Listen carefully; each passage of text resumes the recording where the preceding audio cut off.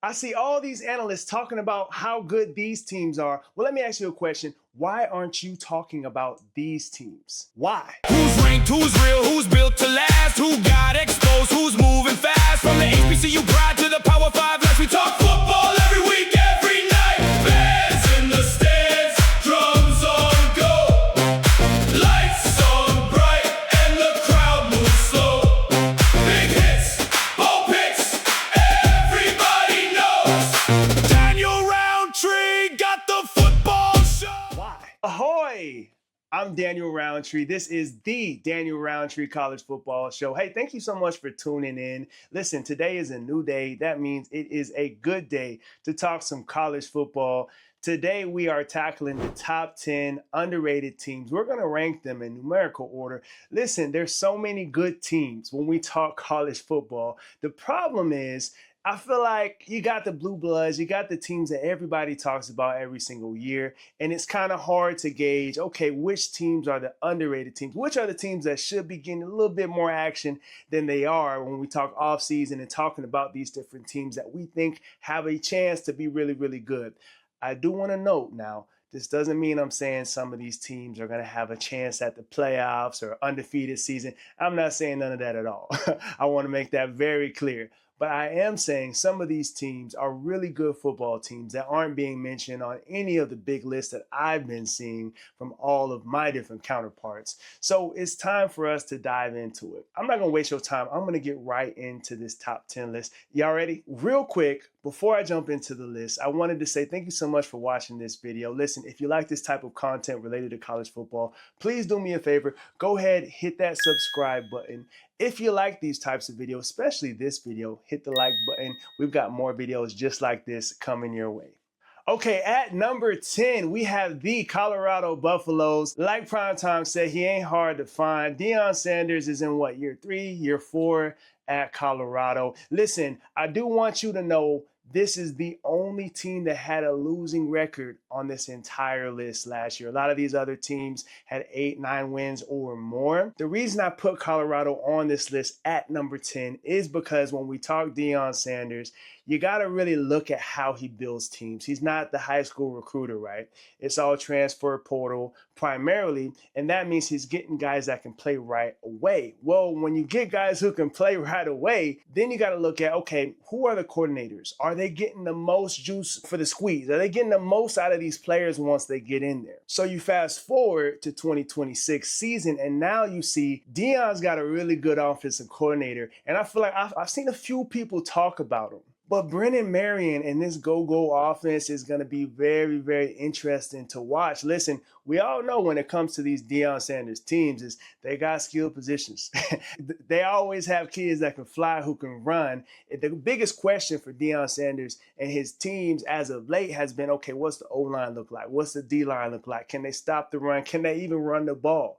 Well, you bring in Brennan Marion. He came from Sacramento State. His offenses was really fun to watch at UNLV. And that go-go offense, that's an interesting offense to watch with the Deion Sanders formula of having a solid quarterback and a bunch of guys who can really go, who can fly.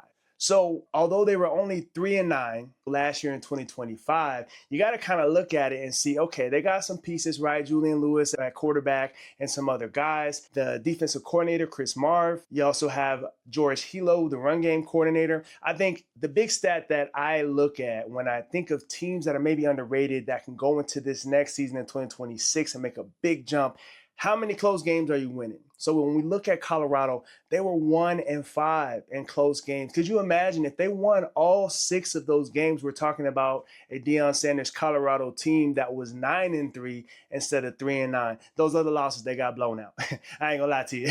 Them other losses, it wasn't even close. But that's a lot of games, and it sounds like they've had late game unluckiness. You look at that game against Georgia Tech, 27-20, a lot of mishaps. It's the first game of the season, and the list goes on and on. So Colorado's at number 10 because if they can fix some of those late game failures and actually win those games, they have a chance and opportunity, maybe not to win the Big 12, but Deion can bring his team back to that plateau of 9 wins that he did a few years ago when his sons were playing on the team. So look out for Colorado. They might show us something this year. Okay, at number 9, we have NC State, Dave Dorian and the Wolfpack. Listen, Dave Dorian has been a coach at NC State, like a decade now? He's been there a really long time. And when I look at Dave Dorian and I look at, okay, what's his best teams look like? His best teams have had pretty solid quarterbacks, right? They've had the capability to run the ball, although they did lose their boy Hollywood Smothers. He went over to Texas. However, I love this offense. I love Dave Dorian's offense, and I love their capability to always fight and have formidable teams. So you have Kurt Roper running the power spread offense as they have. We all know NC State, they're going to run the outside zone. They love those zone plays. They also love RPOs. But now the big question that I'm looking at is DJ Elliott at defensive coordinator. DJ, what you gonna do at defense? Finally, NC State is moving away from the 3-3-5. They're going to a 3-4 multiple style defense. This team is underrated, and keep in mind they were 8-5 last year. Look at the schedule. Look at some of these close losses. When we talk NC State, they were 3-1 in close games, 10 points or less. So that means they had the capability to get over that hump and win a good amount more than they lost in regards to the close games at 3-1. That means this year, if they could get that 1-2 additional wins when they're playing, this team could be competing for an ACC title. Who knows? So we got to put NC State in there. I think they're just right there, right under the cusp of being a really good team. And let's not forget that CJ Bailey got a couple of his high school teammates in the portal that he should have good chemistry with right out of the gate. Okay, so NC State at number 9. At number 8, we got Houston, the Cougs. Listen, Houston was really good last year. This team was 10-3. The reason they're at number 8 because they had such a good season last year, and they definitely had the exclamation point in beating LSU in the bowl game, that they're not really underrated on every list I've seen. On a lot of these lists, a lot of people are actually mentioning Houston as a dark horse, maybe even a favorite possibly in the Willie Fritz era to win the Big 12. So that's why they're number 8 on my list. However, Willie Fritz is a really dang good coach. Number 8, they might not even need to be on this list. This is going to be a good team. You got Slag Nagel at offense, on the offensive coordinator, running the offense. So they still have Austin Armstrong at defense. Remember, he was formerly at Florida. Really good defensive coordinator. They've had him for a couple years now. The big thing when we look at Houston, this stat is beautiful, and this is why they may not even need to be on this list. But Houston was 5-1 in close games in 2025. That's big time. That means they are winning at an astronomical rate these close games. And on top of that, these close games were 7 points or less. They were getting over the hump. That tells me they got some dang good coaches. Willie Fritz is doing his thing. He did it at Tulane. He did it before that, wherever he was at, because I know it was an even smaller school than Tulane. And now he's doing it at Houston. The sky is the limit for Houston. We just got to watch out and see what it looks like. I love Connor Wigman at quarterback. I really like Connor since he was at Texas A&M. I think it just didn't work out with Jimbo and the crew over there. So look out for Houston. This is a team that may win the Big 12 and sneak into those playoffs. And don't forget, Houston was 10-3. At number 7, we have Illinois. Listen, Illinois was 9-4 last year in 2025 under Brett Bielema.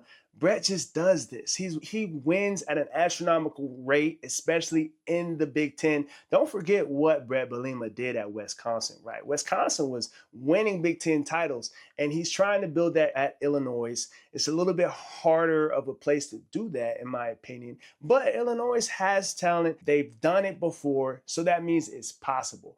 I really like some of the additions. So when we look at the offense and offensive coordinator, we still has Barry Looney Jr. running the offense. Remember, Brett Bielema is also heavily involved in the offense as well. He always has. You know, with Illinois teams, they're going to be tough on the offensive line. That's just what Illinois teams do. That's what Brett Bielema teams do. They're going to be really good on the offensive line and be able to run the ball and block, right? When we talk defense, that's the big question because they did have a few blowouts. Now, Illinois got beat up a little bit against some of these top tier teams like the Indianas and Ohio States of the world. So when you look at it, one really key and nice addition that I really want to see how it translates to this level, we got Bobby Hawk.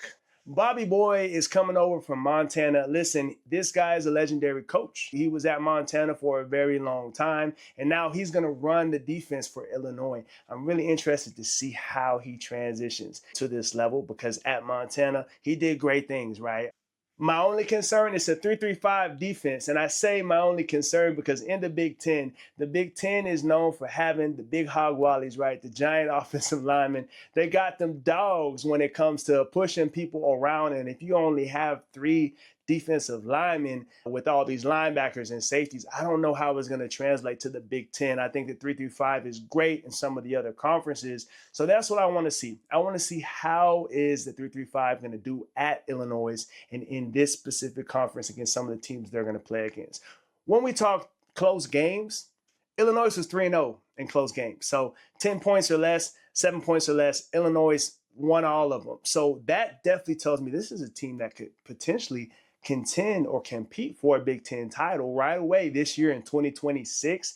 Their losses is what kind of has me more hesitant and puts them at number 7. They got blown out in those losses, as I mentioned earlier. But look out for Illinois this year. They've had some nice additions. I really just want to see how it all plays out on the defensive side of the ball. Sky's the limit. Who knows? We'll have to wait and see what happens. At number 6, we got Arizona, the Wildcats out west. Listen, Brent Brennan is a heck of a coach. Listen, Arizona did really, really good things on the offense and defensive side of the ball last year. Seth Dodge, offensive coordinator, he's going into year 2. He vastly improved that Arizona offense with Noah Fafita at quarterback at the helm. The offense looks to continue to soar. They had some really good portal additions. So I want to see what Arizona tweaks to be even better on offense this year. Also in year 2 is Danny Gonzalez, the defensive coordinator. Listen, Danny helped Arizona climb, 86 spots in certain categories on the defensive side of the ball. So Arizona last year in year 1 of Danny Gonzalez made insane strides when we talk about what it looked like from a year-to-year basis. So I'm looking forward to see, can Arizona get over that hump? Can they be the team that wins and takes hold of that Big 12 and absolutely shows everybody, hey, we really are those guys? Because they lost some close games. Go look at that BYU game. That was a game I felt they probably should have won, and they just didn't make enough plays down the stretch. But when we look at that stat, so Arizona was 3-3 in close games. And 3 of those losses were by 5 points or less. So Arizona was really fighting last year. And they won some of those games. They lost some of those games. They didn't get blown out too much. So look out for Arizona in 2026. Listen, I'm telling you, this is a team, along with Arizona State, they're not on this list, but both of those teams have the blueprint. They have the prototype. They have good enough players. So watch out. I think they're underrated. I haven't seen anybody talking about them. At number 5, we have Vanderbilt, our guy Clark Lee. Listen, Vanderbilt was 10-3 in the almighty SEC last year. Listen, I get that Vanderbilt lost so many guys, right? They lost a lot of really good players that some didn't even make it to the NFL. Maybe they should have, maybe they don't. I don't know. But that's neither here nor there. You know who's still there? Clark Lee at head coach, Jerry Kill as the chief consultant. Listen, when you pair 2 great coaching minds like that, listen, Jerry Kill, he hasn't been a head coach in a long time. But if you know his history, if you know what he's done along the stretch, he's not even a coordinator, but he has a say and he's able to help build these game plans. And that's why Vanderbilt was so good the past 2 seasons. So you have Tim Beck at offensive coordinator. Steve Gregory is still running that stingy defense at Vanderbilt. Now, they did get ran through a couple times, but they did get ran through a couple times on the defensive side of the ball when we talk Texas and some of the other games that ended up still being kind of close, but they lost those games. And that's why you see this next stat. So in this next stat, we see Vanderbilt was actually 3-2 in close games, 7 points or less. So they won more than they lost, but it was dang close. It was dang close, and there was a lot of games, again, back to that Texas game, because I watched that entire game. They started to surge way too late. You can't catch up against good teams. If somebody is beating you up and they get 5 punches on you, and then you decide to start punching back and trying to win the fight, well, you only got one brain.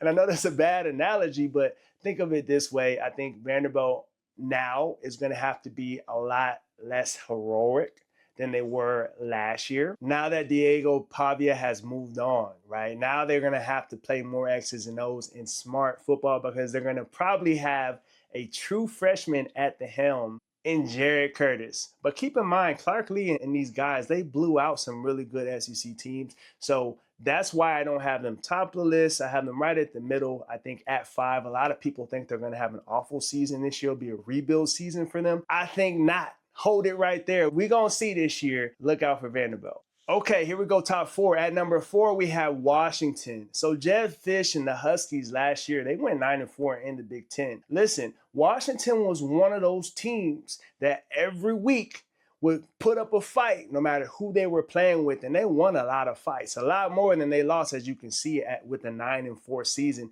When you look at their coordinators, I really love their offense and defensive coordinators and what they're doing to keep these games either close or they're winning by big margins. So Jedd Fisch is the head coach and offensive coordinator. Ryan Walters is the defensive coordinator. Jedd Fisch does a fantastic job as offensive coordinator.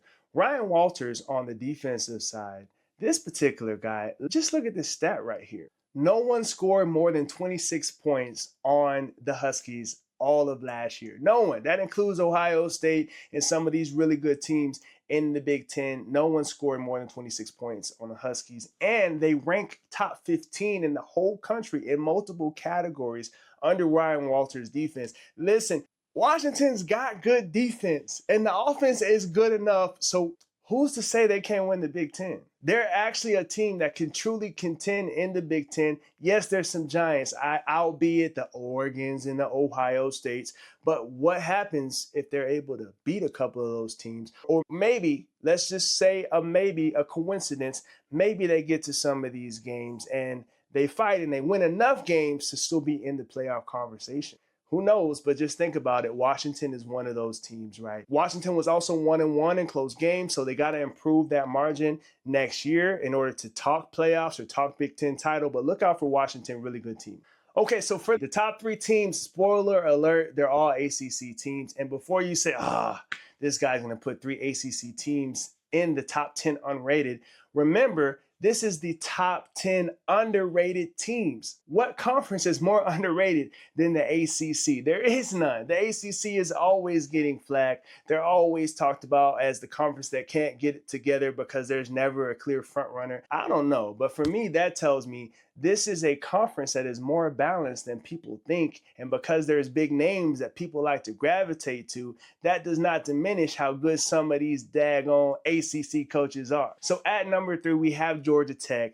I'm a huge Brent Key fan down there at Georgia Tech. Keep in mind, Georgia Tech went 9-4 last year under Brent Key. He really has Georgia Tech humming, right? It seemed like Georgia Tech was one of those schools that had a ceiling, and they would always be that team to win 7 to 8 games, and that's great for Georgia Tech. Nah. Don't do Georgia Tech like that because Brent Key has them thinking championships, and I think it's possible. So what's going to be the big changes we see in this year that makes this team a sneaky team? I'll tell you. That's why we're doing the video. George Godsey comes over from the Baltimore Ravens, a former NFL coach coming to college, coming back to coach at his alma mater at Georgia Tech. Listen, this guy knows offenses. He's had a very illustrious, well-seasoned career in the NFL and in college. That means he knows what the heck he's doing, right? And he's coming into a Georgia Tech offense that has some skilled players and has some talent that can really go with a coach that definitely has offense in mind, as he was a former offensive lineman. I'm really excited to see what this offense looks like. I don't know. When coaches come from the NFL, they're going to have a huge mystery factor when they play Colorado on the first game of the season, because Colorado's not really going to know how to prepare. Is it still going to be the triple option spread type of offense that they were running prior? Or is George Godsey going to come in and do something completely different? Huge advantage for them in the early games. I want to see how it plays out. On the defense, the defensive side brings back Jason Seymour. He was an assistant coach for multiple years at Georgia Tech before leaving and going elsewhere. So it's a homecoming. He has been a great coach when we talk defensive coaches. He's coached defenses that have led the nation in INTs, led the nation in sacks at some of the smaller schools that he's coached at, the Marshalls, etc. So one thing about them Georgia boys, Georgia Tech, they've had very good secondary. I'll be honest, maybe not the big names, the guys that are going first, second round to the NFL, but you look at Georgia Tech and how well they played Georgia, how they've been beating Miami for years, probably last 4 years when they've been playing. So these guys are going to be athletes. These guys are definitely going to show up and play hard for Jason Seymour. That's why they could be a contender for sure this year in the ACC. Watch out for Georgia Tech. And the biggest stat to think about for Georgia Tech is Georgia Tech was 5-2 in close games. So if you saw the Clemson game and you saw how Georgia Tech at home kicked that winning field goal to really start the spiral for Clemson's entire season, you know Georgia Tech is a hard team to beat, especially with these new rules in regards to the clock doesn't stop for first downs anymore. The games aren't long anymore. You have a limited amount of time, and if you're playing an offense that can run the ball consecutively, run the ball consistently down your throat, it's hard to beat those types of teams, and you definitely do not want them to have the ball last. So let's see what happens with Georgia Tech this year with Alberto Mendoza and the crew. At number 2, I haven't seen this team on nobody's list. I don't know why nobody is talking about what Jake Dickert is doing with the Wake Forest Demon Deacons out there in the Carolinas. Listen, Wake Forest went 9-4 last year. Right? They had some really good upsets. Teams like SMU, teams like Pitt. You got to really look into what Jake Dickert did last year to understand why they're number 2 on this list, and go watch some of their games. They were probably projected to lose in 90-95% of every ACC game they played. They weren't the projected team to get the W. Rob Ezell, the offensive coordinator, had Wake Forest scoring 28 points per game or more, right? In the ACC and beyond. 28 points per game or more. That's really dang good, right? Especially when you're considering what I just said in that games aren't as long as they used to be. Scotty Hazelton on the other side, the defensive coordinator, really like how he drums up these defenses to get turnovers. It's an attacking style defense. They're really good in zone as well. When they play man strategically. Listen, that defense paired with that type of offense that's going to score, that can score, with the defense that's stingy and going to make you keep everything out in front of the defense. Watch out for Wake Forest. Wake Forest, we'll know early because Wake Forest, I think, plays the University of Miami, and I believe it's at Wake Forest in Game 4. So we'll know really early when it comes to Wake Forest, are they really underrated or are they the team that they've been for so many years to come? We'll see when they line up against the Hurricanes in September. My favorite stat for Wake Forest, and builds their case going into the 2026 season, 5-2 in close games. 5-2 in close games. Mind you, they were never ranked, unranked team that lined it up and beat SMU, beat Georgia Tech, and beat Virginia when all 3 of those teams were ranked at the time that they beat them, and all 3 of those teams needed to continue to win in order to get into the ACC championship. So they weren't rolling into this game just thinking, we got Wake Forest. No, they knew they had to win. Listen, J.L. Lopez coming over from University of North Carolina. We're going to see. Wake Forest might dip into the 10 wins this season, and that would be astronomical for that program and for Jake Dickert at head coach. Okay, you ready for number 1? Can we talk about the number 1 top underrated team that's also in the ACC? It is Tony Elliott and the University of Virginia, the Cavaliers. Listen, before you say, how are they number 1? Why is no one talking about Clemson and all these? Listen, the point of underrated is these are teams that no one's really considering. These are teams that no one's really saying, oh, this is going to be a great team in 2026. Well, I don't know why, because Tony Elliott and the boys, the Cavaliers, they were 10-3 last year. They played for an ACC championship. Yes, they lost to Duke, and it sent everything into haywire, and it's the reason Miami gets in over Notre Dame, right? It's the reason that you saw all of the dramatics of last year. I get all of that, but listen, when we talk about Virginia and them being 10-3, we also have to look at who the head coach is. Is it so hard to forget that Tony Elliott was the offensive mastermind and the coach behind Clemson's success and 2 national championships when he was there as the OC at Clemson? It's not too hard to believe because you can see what Virginia did last year in the run game, in the pass game with Chad Morris. This year they have Bo Prabula, who came over from Missouri, really good quarterback, and Des Kitchings, his offensive coordinator that I'm sure works side by side with Tony Elliott. This guy, he coached 8 games of 30 points or more. 8 games. That's dang near the entire season of 30 points or more. this is going to be a good offense. It doesn't matter who they really lost, what newcomers are coming in. When you have those type of offensive minds at the helm, it just took Tony some time to build up, right? To get some of his guys in there, his own recruits, because I believe this is year 4 or so for Tony Elliott. So look out for them. On the defensive side, John Radunsky, I could be saying that wrong. I could be saying it right. I don't know. John held 9 opponents under 20 points. Listen, 20 points is easy right now in college football. Even with the new clock, these high-flying RPO offenses that make defenses do certain things in order to cover and stop everything that they can run at any given time. Well, John held 9 opponents under 20 points. And my favorite stat of all these stats for top 10 underrated teams and why they're going to be the most underrated going into 2026, 7-2 in close games. These guys had that clutch gene. They had that clutch gene. I'm trying to tell you. 7-2 in close games is absolutely a testament that these coaches and these players had the ability to go out there and have game-winning drives or game-winning stops and know that they were going to win and be the team with the most amount of points when that clock hit 0. So there you have it. The top 10 underrated teams ranked 10-1. Let me know what you think in the comments. Did I miss somebody? Did I get somebody wrong? Did I leave somebody off that absolutely should be in there? And what do you think about number 1? Hey, if you like this type of content, do me a favor if you didn't do it earlier in the video. Hit that subscribe button, like the video, look out for more. We've got more coming your way. Remember, every new day is a good day to talk college football. This is the Daniel Roundtree College Football Show. Daniel Roundtree got the football.